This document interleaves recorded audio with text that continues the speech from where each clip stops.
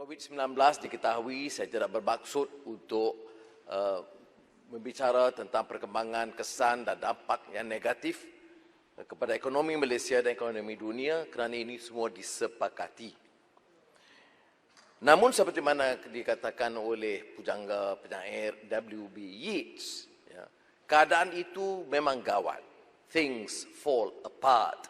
The center cannot hold. Ini yang disebut new normal ni. Saya bimbang kerana new normal ni seolah-olah dianggap normal baru, meneruskan kerja-kerja yang sama, kobrok-brokan yang sama, rasuah yang sama, pengagihan kerusi yang sama. Ini yang kita bimbang.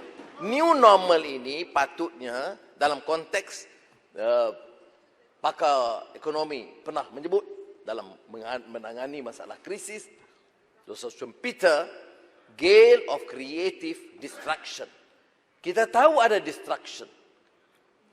Bahawa sistem ekonomi, masalah pengangguran, masalah kebebasan, jarak sosial yang diumumkan oleh Menteri saban hari.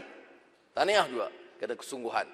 Atau kita sebut pembatasan sosial. Ini new normal. Tapi new normal ini bukan mengesahkan kaedah lama. Ia gale of creative destruction ini dengan izin menurut Schumpeter, process of industrial mutation that incessantly revolutionizes the economic structure from within, incessantly destroying the old one, incessantly creating a new one. Maknanya mesti ada tekad menggunakan kemusnahan, kerusakan, kebobrokan yang ada untuk membina dan membangun yang baru. Kerana kita tahu kerusakan ini bukan berpunca dan bermula dari COVID-19. Rasuah menular menjadi sistem yang sistemik dan hampir budaya. Yang sukar ditangani, melainkan kita create yang sebut incessantly dengan kesungguhan, dengan komitmen suatu budaya yang baru. Ini maknanya meninggalkan. Kalau kita bincang dalam mukadimah ini, kita bicara soal ekonomi, maka apa yang disebut parasitic corporate activities, dikelilingi oleh kroni, memperkayakan keluarga dan kawan-kawan yang menganggur. Kata Perdana Menteri semalam 950,000, tapi kenyataan Jabatan Statistik atau perangkaan yang disiarkan, diulang, ditegaskan tadi sudah mencacah 860,000. Jadi saya nasihat Perdana Menteri, kalau beri keterangan di Parlimen patut guna yang mutakhir lah. Ya. Ini penting. Ya. Kerana jarak 200,000 dalam satu hari itu besar sangat. Dan angka ini disebut. Dan ini angka yang saya peroleh sejak minggu yang lalu, bukan baru.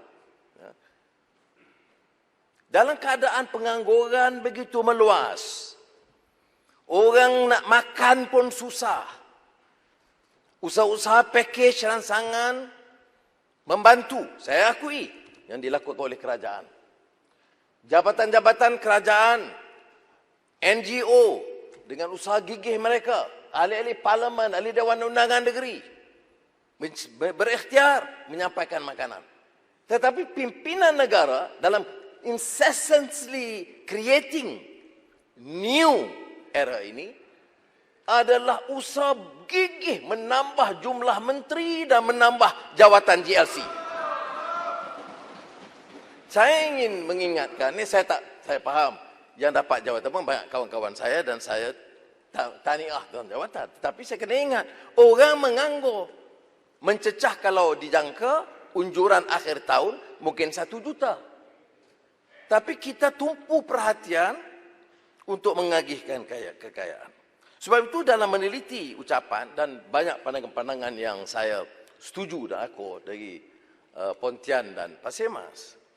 Tapi ada juga percobaan untuk seolah-olah mengesahkan yang lama. Dibangkitkan umpamanya, bukan nak betulkan kepincangan yang lalu. Umpamanya, dikaitkan tentang mempertahankan kerusakan, salah guna kuasa, tabung haji umpamanya. Yang diketahui. Saya tahu kalau tidak pun di kalangan pimpinan UMNO, pimpinan PAS, ramai yang setuju dengan saya. Kerana ini pandangan yang lama yang disuarakan. Tabung haji,